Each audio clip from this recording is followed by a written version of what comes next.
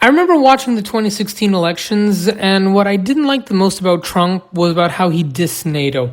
As it is, when he was elected, he fell silent, and not only that, at the 2019 NATO summit, he even said that the alliance is better than ever. The Secretary General and I had a productive discussion about what more NATO can do in the fight against terrorism. I complained about that a long time ago, and they made a change, and now they do fight terrorism. I said it was obsolete. It's no longer obsolete. It's my hope that NATO will take on an increased role in supporting our Iraqi partners in their battle against ISIS. I'm also sending General McMaster to Afghanistan to find out how we can make progress alongside our Afghan partners and NATO allies. Every generation has strived to adopt the NATO alliance to meet the challenges of their times. And on my visit to Brussels this spring, which I look very much forward to, we will work together to do the same.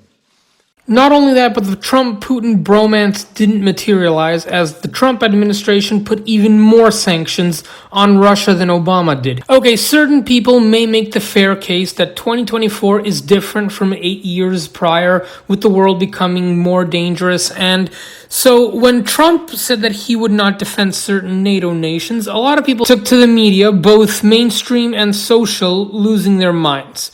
But this video is purely a hypothetical one. Let's say the people blowing this out of proportion are right to fear. What if Russia does attack a NATO country? Can Trump make the US stay out? Well, the answer is not really.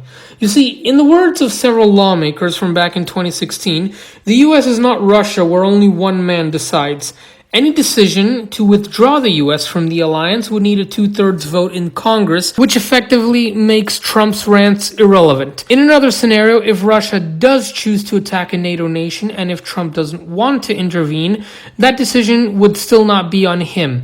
Any trigger of Article 5 would go to Congress, and it would be up to them to decide if U.S. troops would be deployed or not. It is not the president who decides if it's peace or war. It is up to Capitol Hill. The 1973 War Powers Act severely limits the president's ability to control the military without the approval of the legislative branch. And even if Trump does veto any resolution made by Congress, that veto can be overruled in the Senate. In the U.S., this is a system of checks and balances, so that no one has all the power. And people might say that because the House is currently controlled by the Republicans would side with Trump on this. I wouldn't say so, as most Republicans don't even like Trump. Even Mike Pence, his former vice president, doesn't like him. Irrespective of the indictment, I want the American people to know that I had no right to overturn the election.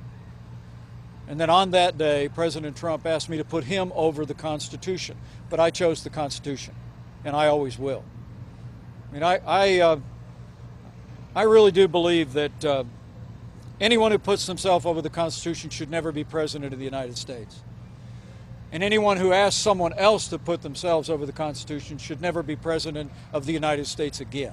Support for NATO in Congress is actually a bipartisan sort of thing, and you can actually see, and some proof of this is actually when Sweden and Finland joined. At the time, 95 senators actually voted in favor of the two countries joining NATO, with only one senator voting against it, which clearly shows that NATO has support from both sides of Congress. And this wouldn't be the first time that Congress leads the military in war.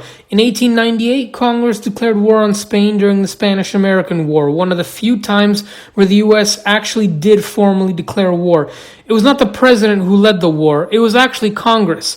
The same can happen today. And I just have to ask, how come no one is pointing this out? We've seen how Trump views his presidency as just a reality show for attention. Stuff like this happened all the time in the previous election, which is why I'm unable to see why people don't see through this spin.